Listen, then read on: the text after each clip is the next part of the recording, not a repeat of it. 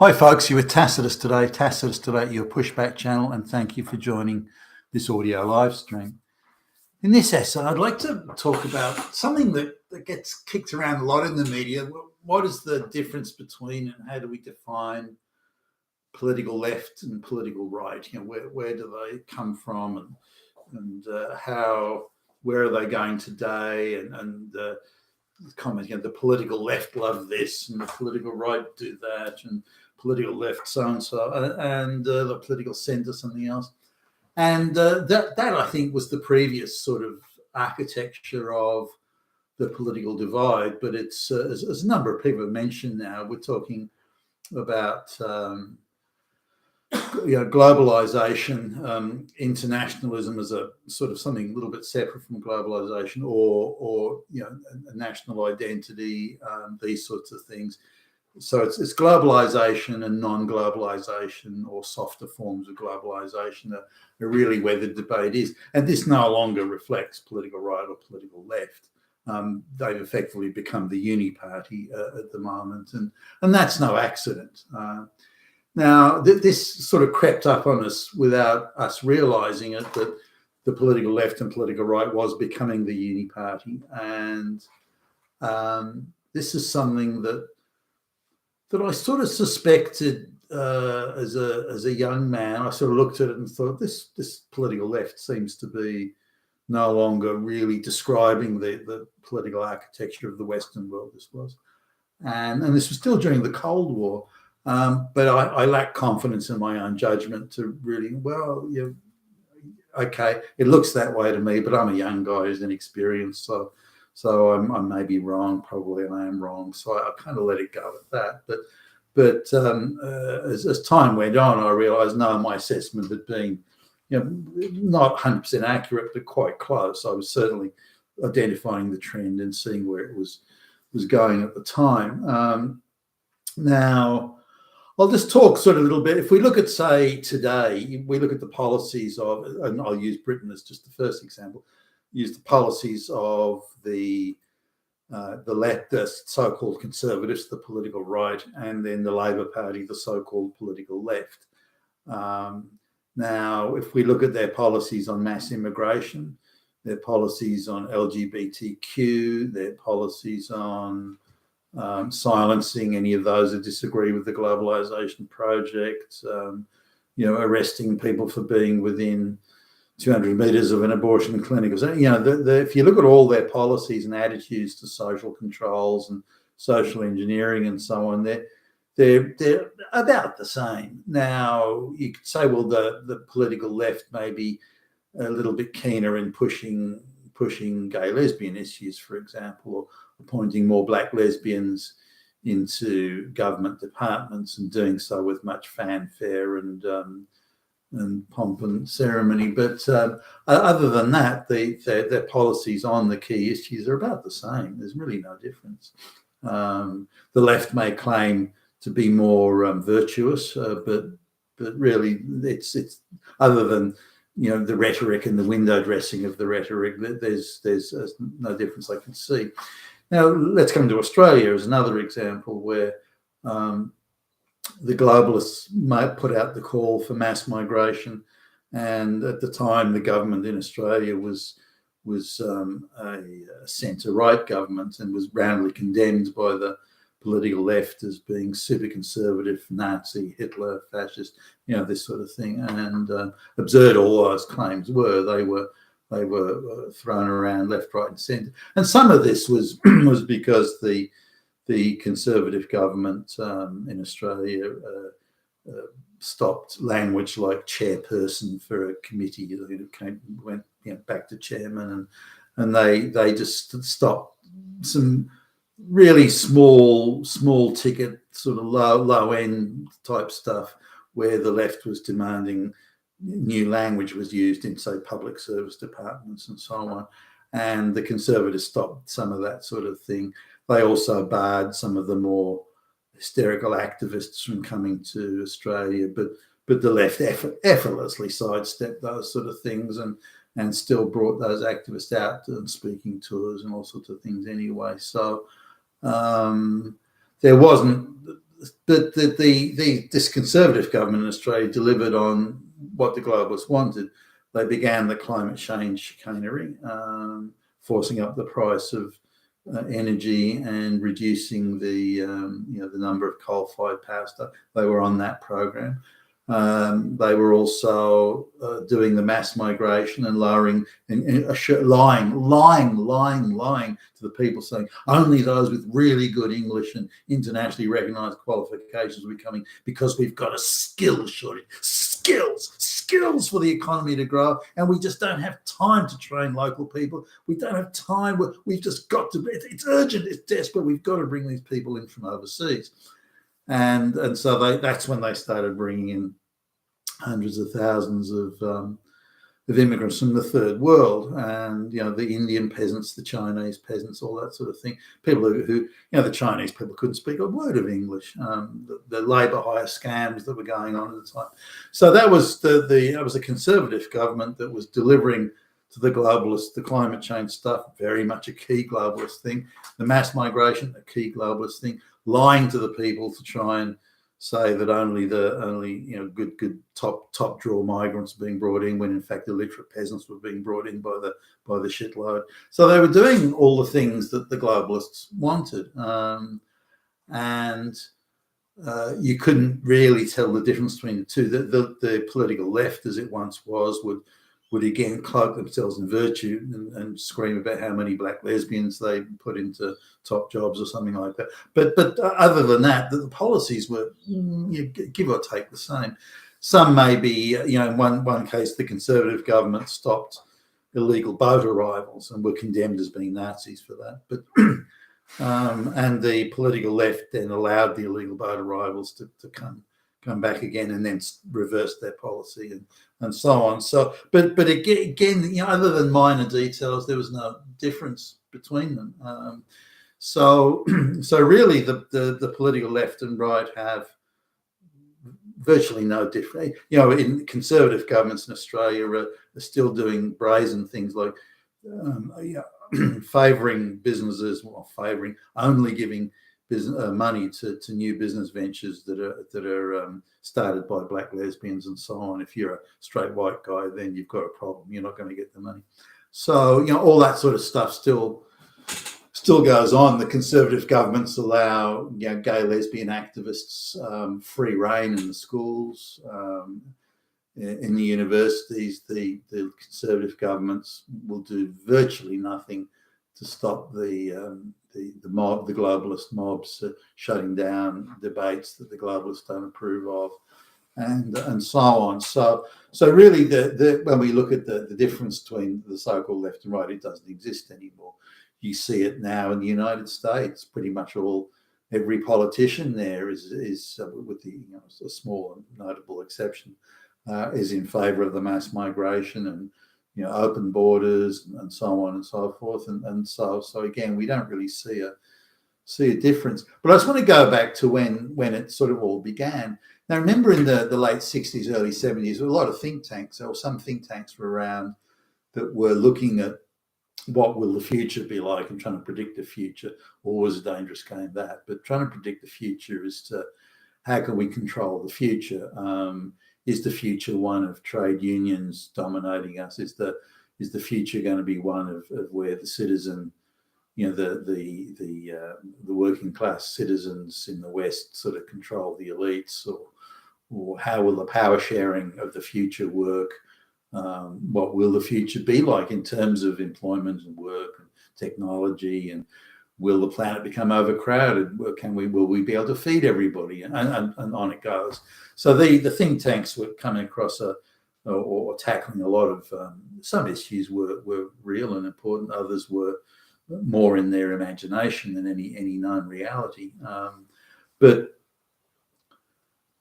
these 70s think tanks, or late 60s, early 70s think tanks were looking at how do we curb the power of the people as expressed through the trade unions. This was a very important part. Not without merit, by the way. Trade unions in places like Britain were certainly very powerful, and they'd been infiltrated by communists.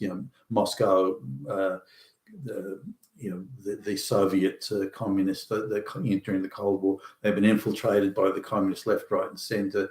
There are activists all over the place in academia and again in the trade unions that were promoting strike actions all the time on what were fairly flimsy pretexts. So how do we control the trade unions?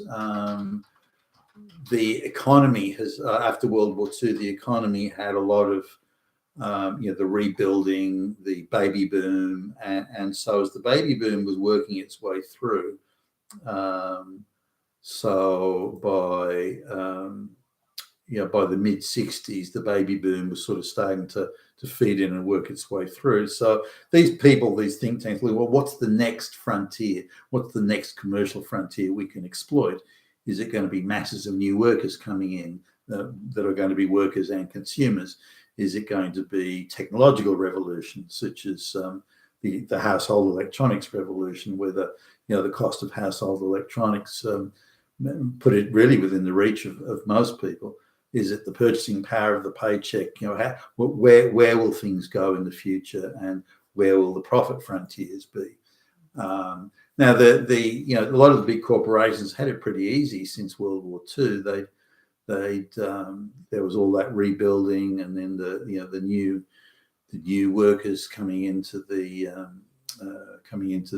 baby boom workers coming into the economy, the consumers, all that sort of stuff. Now they were looking in the future and say, well, we're going to run out of easy money profit opportunities here. So what are the next frontiers? We need to be thinking about that now, so we can put that in place. So they decide, well, let's bring women into the workforce.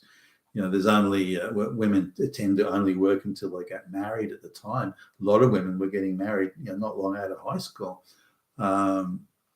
and so we need to make sure there's people who got better education, so that they're more useful as a workforce. We need to get women into the workforce, spending more time in the workforce, these sorts of things. So they were looking at effectively reordering society and re-engineering society to create this new frontier of the future.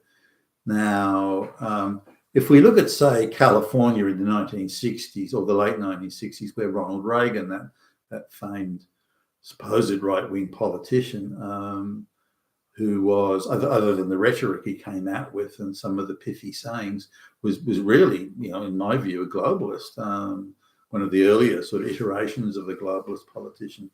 The threat from a communist society backed by a powerful military entity such as was the Soviet Union at the time, that always scared the pants off the Western elites, and Reagan did play a role. How big it was is up for debate.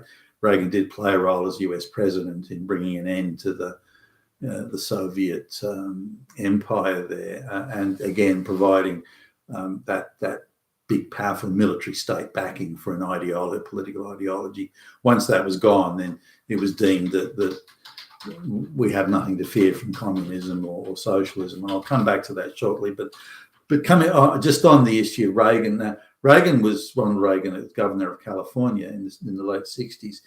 He allowed in or turned a blind eye or even facilitated, depending on your point of view, the arrival of masses, millions of Mexican immigrants, illegal workers to, do a whole range of things, sweep floors, pick fruit or whatever it was. But the low wage, low cost, highly exploitable labour that's very much even part today of the globalist project.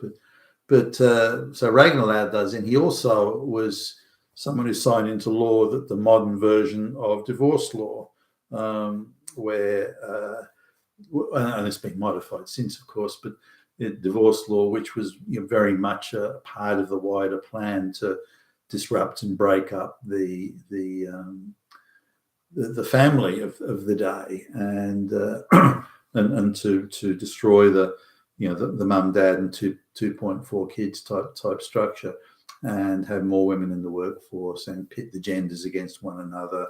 One gender was evilly oppressed by the other, and the other must pay compensation to the, and that model of the oppressed victim needing to be compensated. Of course, he's still with us today when it comes to the, race relations and gay lesbian relations or whatever. So it's a model that worked for them then, and they're still exploiting it today. So Reagan signed that into law with very, very few safeguards against being used by ideological fanatics, which it was, immediately was, and subsequently was. The reason I picked California is because California had a communal law system, the communal owning of property, of private property that dated back to the days of the gold rush. So if you had a gold claim and there were 5 people part of the claim, you all shared in it equally. So it came from that sort of consideration of communal ownership. That's why the activists wanted to start there. But then it spread to states and areas of America that had no such communal law, but they adopted those divorce laws or edicts or decrees. It was a mixture of decrees that operated really outside of the Constitution.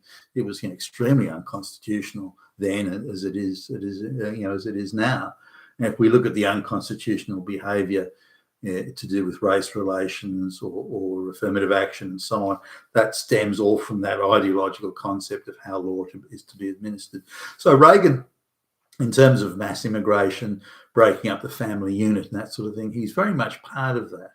Now, sure, he came out with some nice speeches about, I stand for freedom and that sort of stuff. But the reality was, if you look at the legislation he passed, and his amnesty for illegal aliens, these sorts of things, he was very much a product of, and the pathway to what was globalization. Now, globalization was neither left nor right.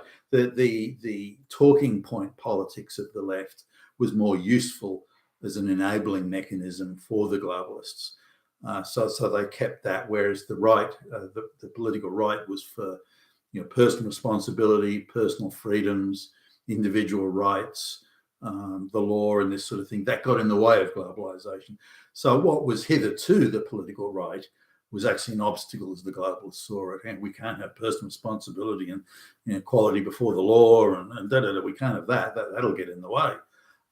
Whereas the left never really fully embraced this idea of equality before the law and merit and all these sorts of things. The left always liked the idea of affirmative action and the socialist nirvana and everybody's equal and all outcomes are equal. The left always like that sort of thing, as indeed they did in the communist society like the Soviet Union. If you're part of the ideological elite, sure, that those rules didn't apply to you. But in every other measure, primarily ideological, but in every other measure, then you would be considered an enemy of the state if you believed in merit. So when say a worker was supposed to have brought in 1 million bushels of wheat single-handed or something like that, they'd be given a medal and they have their photograph in the local newspaper and that sort of thing, and be feted as a hero of the Soviet Union, as they used to call it. But the reality of the Soviet system was to say that everyone should, or the theory rather of the socialist system was everyone should share in the bounty. So if someone produced 100 bushels of wheat, but the next person produced 1 bushel or 2 bushels, then they would get 51 bushels each, because each to its capacity or capability. So if somebody was brighter or harder working or fitter or something, then the surplus they produce should be shared with those that produce less. And now that's always an attraction to many people in any society. Hey, pss, pss, you know what? You're being oppressed. But why don't we take what that guy has over there and give half of it to you, and then you'll both have the same? Yeah, hey, what a fucking good idea! Absolutely. Now, it also creates a degree of certainty in people's lives. You don't have to worry about tomorrow in the sense of, will I be able to, pay the rent or pay the electricity bill or something like that. So you don't have those sort of things. Will the boss fire me or something? So you have that equality of outcome. You just have a much lower standard of living, and then you fall into the other category of life is so boring. Well, why am I alive? I'm producing nothing, creating nothing, achieving nothing, benefiting nobody. I'm just merely existing day to day. And what's the purpose of that? So you had in the communist societies and in the Soviet Union, you had terrible issues of drunkenness and things like that, as people sort of tried to dull the monotony of their lives by getting wasted on cheap, shitty vodka.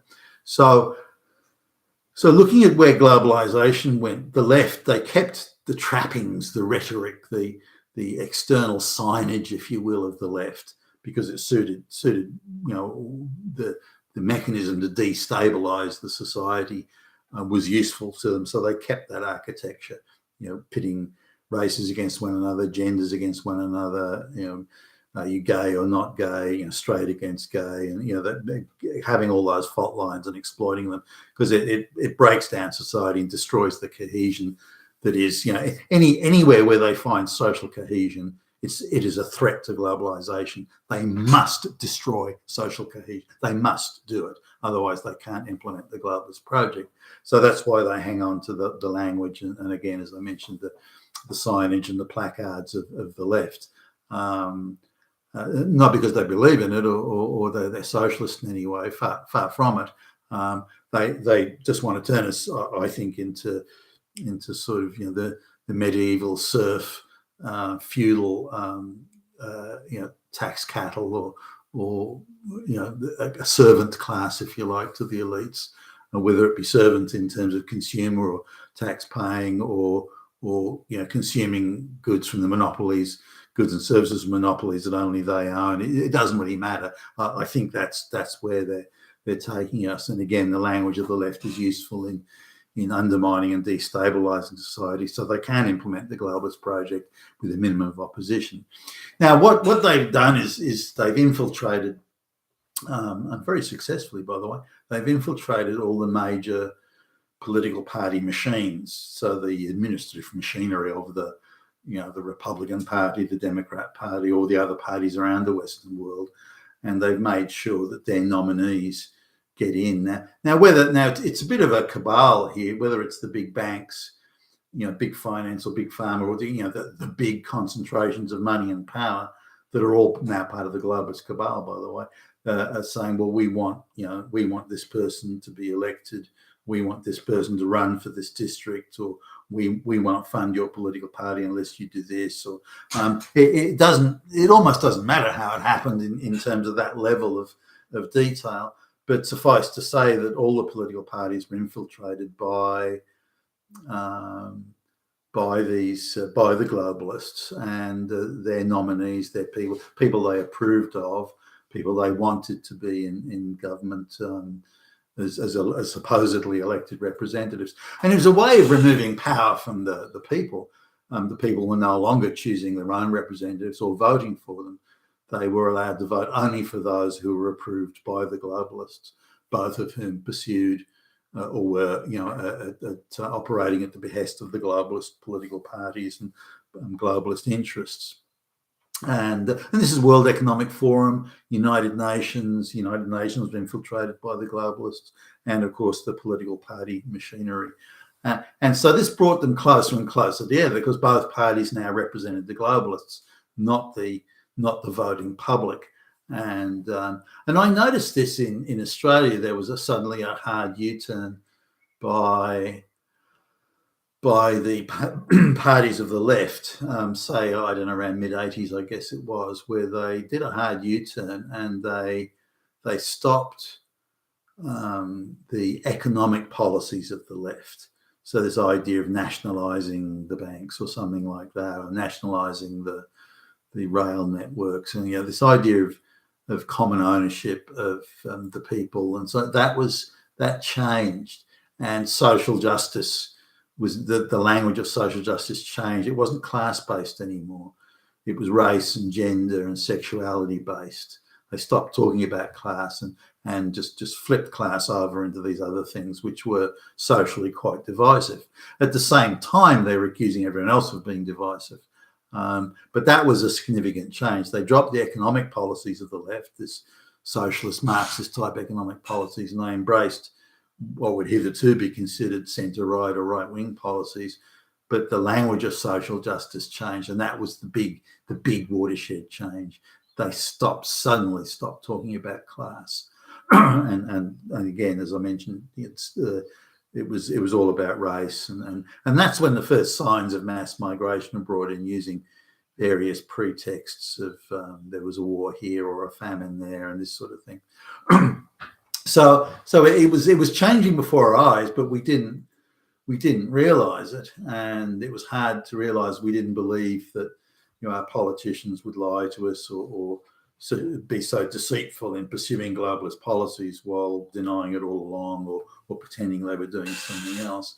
So the left and the right thing isn't relevant anymore. It's just the only reason we still can talk about it is because that language of the left is used by the globalists as just part of the fantasy world they're creating, again, to remove any obstacles to the globalization project. But we need to I think, all come to grips with this idea that there's now an anti-democratic, anti-white, anti-national, anti-borders. This is what's happening, and the globalists are running that and in control of it. I don't think they understand where they're going with it. I think they're now so drunk on power and existing so completely in a fantasy world, divorced of all reality, that they no longer can see the abyss to which they're heading, and dragging us along with it. And we can only pray to God that Donald Trump wins the next election, because he's probably the only hope we've got in the Western world that these people can be stopped or sufficiently slowed enough where we can then take other forms of corrective action to stop it. I think that's how dangerous and how far things have got now, and how close to Armageddon we're becoming. And but that's my view. You've been with Tacitus today, your Pushback channel. Thank you for listening.